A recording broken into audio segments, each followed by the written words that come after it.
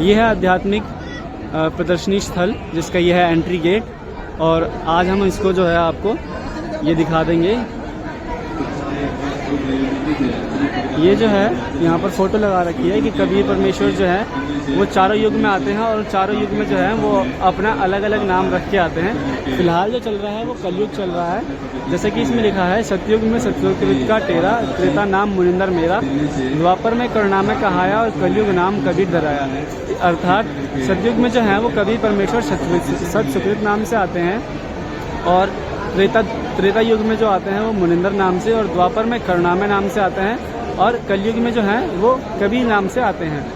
यहाँ पर जो लिखा है संत रामपाल जी महाराज का अवतरण जो है वो 8 सितंबर यानी कि उनका इनकारनेशन डे, यानी कि हम कह सकते हैं कि उनका जन्म हुआ 8 सितंबर 1951 में हरियाणा को। हरियाणा का अर्थ यहाँ पर हरि का आना से लिया गया है, जो कि परमात्मा जी जो हैं वो हरियाणा की धरती पर पधारे थे। यहाँ पर लिखा हुआ है संत रामपाल जी महाराज की क्या शिक्षाएं हैं। तो संत रामपाल जी महाराज ने गांव धनाना के राजकीय वरिष्ठ माध्यमिक विद्यालय से अपनी प्राथमिक शिक्षा ग्रहण की, और उसके बाद उन्होंने नीलोखेड़ी करनाल में स्थित पॉलिटेक्निक कॉलेज से अपनी आगे की डिग्री ली। उसके बाद जो है संत रामपाल जी महाराज के भक्ति के सफ़र की शुरुआत हुई 17 फरवरी सन 1988 को, जहाँ पर संत रामपाल जी महाराज ने अपने परम संत स्वामी रामदेवानंद जी महाराज से नाम उपदेश करके सदभक्ति की शुरुआत करी। यहाँ पर आप देख सकते हैं कि कैसे सभी भगतजन जो हैं यहाँ पर आए हुए हैं। ये आप एक झलक देखेंगे कि संत रामपाल जी महाराज ने अपने गुरु जी से नाम दीक्षा कैसे ली। इसमें ये है कि जो संत रामपाल जी महाराज थे उनको अब आगे नाम दीक्षा लेने की आज्ञा मिलती है स्वामी रामदेवानंद जी महाराज जी से। यहाँ पर लिखा है स्वामी रामदेवानंद जी का महाराज द्वारा संत रामपाल जी महाराज को सन 1993 में सत्संग व 1994 में नाम उपदेश देने की आज्ञा हुई। संत रामपाल जी महाराज की गुरु प्रणाली कुछ आप ऐसे देखेंगे। ये यहाँ से शुरू होती है संत रामपाल जी महाराज की गुरु प्रणाली, जो कि सबसे पहले थे बंदी छोड़ कबीर साहिब महाराज, जो कि काशी उत्तर प्रदेश से थे। दूसरे जो थे वो हमारे संत गरीबदास जी महाराज जो थे वो गांव छोड़ाने झज्जर वाले। उसके बाद यहाँ पर आ जाते हैं तीसरे, जो कि संत शीतलादास जी महाराज, और उसके बाद चौथे संत ध्यानदास जी महाराज। उसके बाद 5वें नंबर पे आते हैं संत रामदास जी महाराज, और 6ठे नंबर पे जो है वो संत ब्रह्मानंद जी महाराज। उसके बाद फिर से जो है आपको 7वें नंबर पे यहाँ पर संत जुगजानंद जी महाराज, और 7वें नंबर पे जो है 8वें नंबर पे आते हैं हमारे संत गंगेश्वर नाथ जी महाराज। 9वें नंबर पे आते हैं संत चिदानंद जी महाराज। 10वें नंबर पे जो है आते हैं हमारे संत रामदेवानंद जी महाराज, और 11वें नंबर के जो है हमारे संत रामपाल जी महाराज। ये हमारे संत रामपाल जी महाराज की पूरी गुरु प्रणाली थी, आप देख सकते हैं। उसके बाद सन 1994 से 1998 तक संत रामपाल जी महाराज जी ने वो घर घर जाकर सत्संग करना शुरू कर दिया। उसके बाद परमार्थ के कार्य में बंदी छोड़ संत गुरु रामपाल जी महाराज जी ने जो है वो अपनी कंपनी से त्याग पत्र दे दिया कि अब इनको जो है ये इस मिशन को पूरा करना है, सभी भक्तों को जो है वो सभी श्रद्धालुओं को सतलोक तक ले जाना है। इस परमार्थ के काम करने के लिए गुरु जी ने जो है वो अपनी नौकरी छोड़ दी, और 9 मार्च 1997 में संत रामपाल जी महाराज जी का परमेश्वर कबीर साहिब से मिलने के दिन को 10 बजे साक्षात दर्शन देकर सारनाम व सार शब्द की वास्तविकता तथा संगत को दान करने का सही समय का संकेत देकर अंतर्ध्यान हो गए। यानी कि इस समय के बाद जो है वो संत रामपाल जी महाराज सर्व संगत को सार नाम व सार शब्द देने के परमिशन जो है वो बंदी छोड़ कबीर परमेश्वर ने दे दी थी, और 1999 में जो है वो करोथा आश्रम की शुरुआत हो गई थी। उसके बाद जो है वो सदभक्ति के लिए हमारे सदगुरुदेव जी ने ये संघर्ष किया है, जहाँ पर सदगुरुदेव जी को कई अड़चनें आई थी। जो भी आर्य समाजी हैं उन्होंने काफ़ी जो है वो परेशानियाँ करवाई थी। उसके बाद हमारे गुरु जी को जो है वो करोथा आश्रम को भी छीन लिया गया था। उसके बाद उससे भी कई केस चले थे। फिर से जो है वो संत रामपाल जी महाराज को सन 2006 में जो है वो आश्रम वापस कर दिया गया था, और उसके बाद हम हंसी खुशी जो है वो अपने आराम से जा रहे थे। उसके बाद क्या है हमारे गुरु जी संत रामपाल जी महाराज ने सन 2009 में विश्व के सभी गुरुओं को व धार्मिक व्यक्तियों को जो है वो आध्यात्मिक ज्ञान चर्चा करने के लिए चैलेंज किया था, या फिर इनविटेशन दिया था कि आप सभी जो हैं वो ज्ञान चर्चा मतलब उनको इनवाइट किया था, पर ऐसा कोई भी संत नहीं था जो कि इस ज्ञान चर्चा में भाग लेने आया। उसके बाद यहाँ हम देखेंगे पवित्र गीता जी के अनुसार शास्त्रविद साधना का चित्र। ये हम आपको काफ़ी बार समझा चुके हैं, ये हमारे गुरुजी सत्संगों में भी बताते हैं कि क्या सही पौधा है और क्या गलत, मैं आपको एक एक करके बता देता हूँ फिर भी थोड़ा। यहाँ पर जो है ये सबसे पहला है कि उल्टा जड़ नीचे शाखा, ऊपर जड़ और नीचे शाखा वाला उल्टा लटका हुआ संसार रूपी वृक्ष। इसका अर्थात आप ये समझ सकते हो कि जड़ कौन है और पत्ते कौन है, तना कौन है और जो है पेड़ कौन है और डाल कौन है। यहाँ पर जो है जड़ कौन है, जड़ जो है वो सबको पोषण पहुँचाती है। इसका मतलब ये है यहाँ पर कभी परमेश्वर जी हैं जो सबको शक्ति देते हैं। आप देखेंगे कि यहाँ पर आपको पवित्र गीता जी के अनुसार शास्त्र अनुकूल व शास्त्र विरुद्ध साधना का चित्रण दिया गया है कि कैसे जो है वो शास्त्र विरुद्ध साधना होती है और कैसे नहीं होती है। यहाँ पर आप पहले चित्र में देख के समझ सकते हैं कि जड़ जो है वो कबीर परमेश्वर जी को दिखाया गया है। ये आप देखिए, जड़ जो है वो कबीर परमेश्वर जी को दिखाया गया है। पूर्ण ब्रह्म कबीर साहेब, परम अक्षर ब्रह्म तथा मूल जड़ जो हैं वो हमारे कबीर परमेश्वर जी हैं। उसके बाद अक्षर पुरुष ब्रह्म जो है वो तना है और डाल जो है वो क्षर पुरुष है यानी कि ब्रह्म है।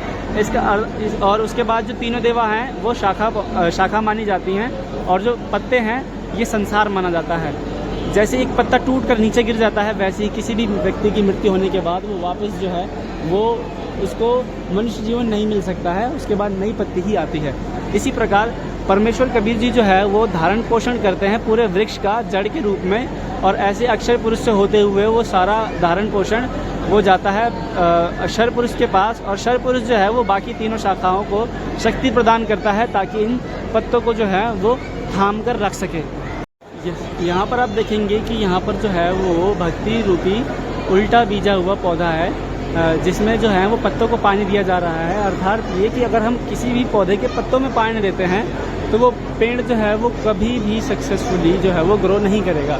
लेकिन अगर हम किसी भी पौधे की जड़ में जो है वो पानी देंगे, ये है हमारा सीधा बीजा हुआ भक्ति रूपी पौधा। अगर हम किसी की पौधे की जड़ में पानी देंगे तो क्या होगा, वो पौधा तो है वो फलेगा फूलेगा और ग्रो करेगा।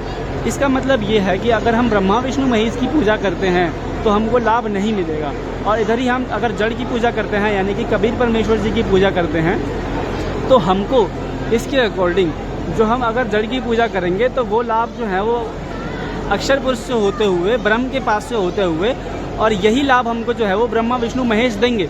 लेकिन कब, जब हम जड़ की पूजा करेंगे यानी कि जड़ अर्थात कबीर परमेश्वर जी की पूजा करेंगे। संत रामपाल जी महाराज द्वारा बताया गया सर्व सृष्टि ब्रह्मांडों का रहस्य जो है आपके सामने है। यह है एक ब्रह्मलोक का चित्र और ज्योति निरंजन काल के यानी कि 21 ब्रह्मांड का लघु चित्र है, और कबीर परमात्मा जो है वो उनके असंख्य ब्रह्मांडों का लघु चित्र है। हम इसके अंदर यहाँ पर ये जो है ये 21 ब्रह्मांड हैं, और 21 ब्रह्मांड का अगर आप बड़ा चित्र देखोगे तो कुछ ऐसे हैं। और 21 ब्रह्मांडों में भी ये जो आपको एक गेंद दिख रही है नीली कलर की, ये एक ब्रह्मांड है, और एक ब्रह्मांड के अंदर ये पृथ्वी आती है छोटी सी। ये आप समझ सकते हैं कि कबीर परमेश्वर जहाँ मानी गई है यानी कि हमारा सतलोक जो है वो कितना बड़ा है। ये आप देख सकते हैं कि वेदों में क्या प्रमाण लिखा हुआ है कि कबीर साहिब ही भगवान है। परमात्मा का नाम कबीर है, ये लिखा हुआ है पवित्र।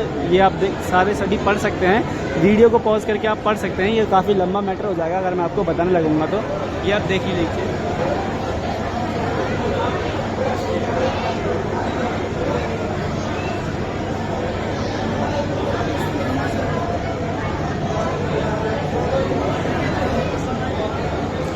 फिर भी मैं आपको थोड़ा डिक्टेट करके बता दूंगा। जो छठा प्रमाण है वो वेदों में पूर्ण शरण की क्या पहचान बताई गई है। पूर्ण परमात्मा आयु बढ़ा सकता है और किसी भी रोग को नष्ट कर सकता है। इस चीज़ का प्रमाण आपको मिलेगा ऋग्वेद मंडल नंबर 9 में। 3 बार नाम का जाप का प्रमाण मिलेगा आपको शाम वेद में। और वास्तविक गायत्री मंत्र जो ये लिखा हुआ है भूर्भुवः स्वः तत्सवितुर्वरेण्यं भर्गो देवस्य धीमहि धियो यो नः प्रचोदयात्, इसमें जो है वो ओम मंत्र नहीं है। ओम जो है वो हमारे संत महंतों ने लगाया है ये सोचकर कि उसकी शोभा बढ़ेगी, पर ऐसा बिल्कुल भी नहीं है। अब यहाँ पर कबीर परमेश्वर जी के बारे में बताया गया है जो कि ज्येष्ठ मास की शुक्ल पूर्णमासी विक्रमी संवत सन 1455 यानी कि सन 1398 में हुए थे, सोमवार को ब्रह्म मुहूर्त के समय। सतलोक से शरीर उन्होंने जो है वो सतलोक से सह शरीर आकर काशी के बने हुए लहरतारा तालाब में नवजात शिशु के रूप में कमल के फूल पर प्रकट हुए थे। और इसके जो है वो गवाह थे अष्टानंद ऋषि जी जो साके पास में जो है वो साधना कर रहे थे। उसके बाद परमेश्वर कबीर जी की ये कुछ लीलाएं हैं जो कि आप देख सकते हैं। और कबीर भट्ट की अद्भुत कथा तो आप नहीं जानते हो तो आपको बता दे देंगे एक बार, लेकिन पहले ये देख लेते हैं कि धर्म गुरुओं द्वारा फैलाए गए भ्रम जो ये था कि जो गर्भ में मरता है वो नर्क जाता है, को तोड़ने के लिए कबीर परमेश्वर जी जो है वो मैगहर में ही शरीर छोड़ते हैं और उन संत महंतों और धर्म गुरुओं से ये कह देते हैं कि आप लगा लो गणना जितनी लगानी है, और वो जो है वो गणना लगाते लगाते थक जाते हैं और ये देखते हैं कि भाई ये तो कोई अलग ही महापुरुष था, इसकी आत्मा तो स्वर्ग से भी ऊपर जा रही है। उसके बाद हमारे सदगुरुदेव जी ने ये भ्रम तोड़ा था। उसके बाद कबीर वट की ये जो है वो कथा है, जहाँ पर गुरुजी ने जो है वो जो दो भगत थे, दो भगत कौन थे, एक बार मैं आपको नाम बता दूँ उनका, जीवा और दत्ता। उन्होंने ये सोचा था कि उन्होंने पूर्ण संत की पहचान करने के लिए एक सूखी डाल ले ली थी और ये सोचा था कि जो भी संत पूर्ण होगा उसके चरणामृत से ये सूखी डाल भी हरी हो जाएगी। तो कबीर परमेश्वर जी ही वो संत थे जिनके चरणामृत के थ्रू ये सूखी डाल जो है वो हरी हो गई थी, और वो डाल आज एक विशाल वट है और वो आज भी स्थित है। जगन्नाथपुरी धाम की स्थापना जो है वो कबीर चौरा और ये भी जो है वो परमात्मा जी की दया से ही हुई थी, जो बार बार जगन्नाथ का मंदिर बन रहा था और उसको जो है वो समुद्र तोड़ दे रहा था। तो कबीर परमेश्वर जी ने आके ही जो है उसको समुद्र को रोक दिया था और मंदिर जो है वो उसके बाद बनने दिया था। और उसके बाद जिस जगह पर समुद्र को रोका था उसको जो है वो कबीर कोठा नाम से जो है वो प्रसिद्ध है। यहाँ पर आप देखेंगे कि जो है यहाँ पर जो है वो काफ़ी सारी किताबें आपको देखने के लिए मिल जाएंगी, जिनमें भक्तों ने जो है वो कई प्रमाण जो है वो लिख के डाल रखे हैं, लिख के मतलब जो है वो नोट कर रखा है कि कहाँ पर जो है वो क्या लिखा हुआ है। मैं आपको एक बार दिखा देता हूँ अच्छे से।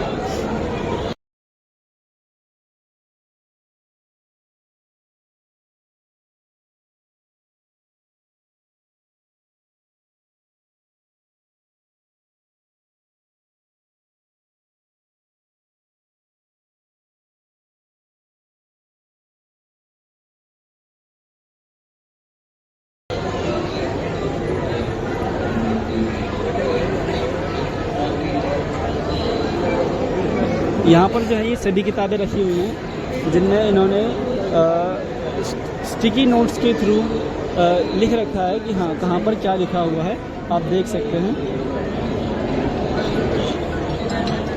यहाँ पर सारे वेद रखे हुए हैं ताकि जो भी जो हैं वो बाहर के भगत आते हैं वो एक्चुअली में क्या हमारे गुरुजी बताते हैं, और यहीं से जो है वो सारे प्रमाण हमारे गुरुजी जो हैं वो देते हैं। इन्हीं किताबों में से देते हैं, कोई अलग से ज्ञान नहीं देते हैं, कोई बाहर का ज्ञान नहीं है हमारे परमात्मा का। ये सारी किताबें जो हैं ये जो हैं सारी किताबें हमारे गुरुजी ने लिखी है, जैसे कि जिसमें से ही कुछ किताबें हैं ज्ञान गंगा, जीने की राह, गीता तेरा ज्ञान अमृत, और कबीर बढ़ाए कृष्ण, अंध श्रद्धा भक्ति खतराए जान, कबीर परमेश्वर, हिंदू धर्म महान, धरती ऊपर स्वर्ग, मुसलमान नहीं समझा ज्ञान कुरान, भक्ति से भगवान तक, हरि आए हरियाणे में, मुक्ति बोध, आध्यात्मिक ज्ञान गंगा, सचखंड का संदेश, आध्यात्मिक ज्ञान का गोला, जब जब भूल पड़े धरती ही स्वर्ग बनाना है, सृष्टि रचना यथार्थ कबीर पंथ और कबीर सागर का सरलाद, गहरी नज़र गीता में, हरि आए हरियाणे में, व कबीर पंथ की स्थापना, पतन तथा उत्थान। संत रामपाल जी महाराज जी के जो हैं ये कुछ मुख्य उद्देश्य हैं, क्योंकि विश्व को जो है सद्भक्ति देकर मोक्ष प्रदान करना है, समाज को हर प्रकार के नशे से दूर करना है, समाज में जो है वो पाखंडवाद को ख़त्म करना है, युवाओं में नैतिक और आध्यात्मिक जागृति को लाना है, समाज में जाति पाति व भेदभाव को मिटाना है, समाज में दहेज रूपी कुरीति जड़ को ख़त्म करना है, सामाजिक बुराइयों को ख़त्म करना है और भ्रष्टाचार को ख़त्म करना है। ये जो है हमारे गुरुजी द्वारा समाज सुधार के कार्य जो हैं, जो कि आप न्यूज़पेपर की कटिंग के साथ देख सकते हो।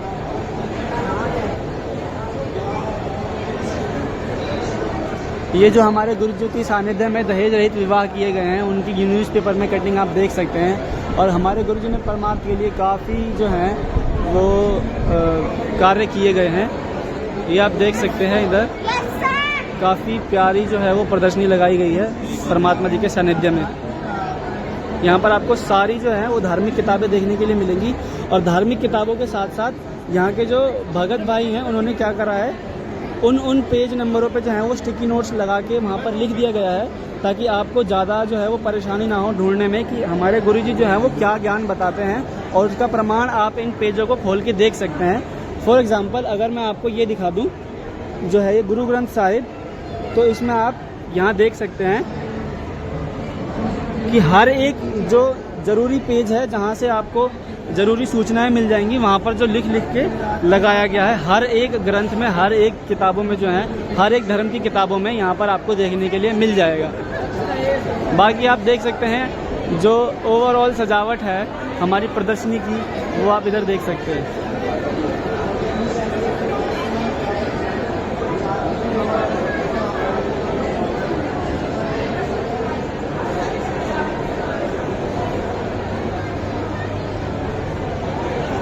यहाँ पर आप देख सकते हैं कि सत्य की कभी हार नहीं होती, सत्य की हमेशा जीत होती है। हमारे गुरुजी पर जितने भी झूठे केस लगाए गए, उन जो भी केस लगाए गए थे उन सब का जो है वो निराधार थे। उनमें कोई भी किसी के पास भी प्रूफ नहीं था। इसके तहत जो है कोर्ट को उनको जो है वो छोड़ना पड़ा, बाइज्जत छोड़ना पड़ा, क्योंकि उनके खिलाफ कोई भी एक भी सबूत नहीं थे। ये हमारे संत रामपाल जी महाराज द्वारा किए गए समाज में जो है वो अच्छे कार्य हैं। या फिर अगर आप संत रामपाल जी महाराज जी से नाम लेना चाहते हैं और क्यों लेना चाहते हैं, तो यहाँ पर आप देख सकते हैं कि संत रामपाल जी महाराज से नाम लेने के बाद सदा जन्म मरण से छुटकारा मिल जाता है, ग्रह कलेश समाप्त हो जाते हैं, कर्म दंड कट जाते हैं, कैंसर जैसे भयानक रोग तो उससे भयानक रोग भी ठीक हो जाते हैं। मृत्यु के पश्चात सतलोक की प्राप्ति होती है, वो परम सुख तथा शांति मिलती है। दहेज लेना व देना महापाप होता है। इसीलिए जो हमारे गुरुजी के सानिध्य में जो भी विवाह होते हैं वो दहेज रहित विवाह होते हैं। भूत प्रेत की बाधा जो है वो समाप्त हो जाती है। सारे शिष्य जो है वो ईमानदारी से अपना कार्य करते हैं। प्राकृतिक परमात्मा जो है वो अपने भक्तों की प्राकृतिक आपदाओं में भी जो है वो रक्षा करते हैं। और ये कुछ लाभ हैं काफ़ी जो हैं वो हमारे गुरुजी से नाम लेने के बाद जो है वो मिल जाते हैं। और यही कुछ कारण हैं जिनसे आप जो हैं कि अगर कोई कहता है कि हम आपके गुरुजी से नाम क्यों लें, तो ये वो सभी प्रमाण हैं जो हमारे गुरुजी से नाम लेने के लिए किसी को भी विवश जरूर कर देंगे। बस थोड़ा सा समय लगेगा। सत्य जो है वो परेशान हो सकता है पर कभी पराजित नहीं हो सकता।